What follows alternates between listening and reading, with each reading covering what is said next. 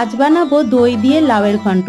তাই লাউটাকে প্রথমেই কেটে নিয়েছি ডুমো ডুমো করে, সাথে আলুগুলোকেও ডুমো ডুমো করে কেটে নিয়ে কাঁটা চামচের সাহায্যে আলুগুলোকে ছিদ্র করে দিয়েছি, যাতে খুব সহজেই সেদ্ধ হয়ে যায়। এরপরে কড়াইয়ে তেল দিয়ে আমি কিন্তু আলুগুলোকে লাল লাল করে ভেজে নেব। আর মশলার জন্য নিয়েছি গোটা জিরে, ধনে, শুকনো লঙ্কা, টমেটো আর আদা, সেটা মিক্সিতে ভালো করে পেস্ট করে নিয়েছি।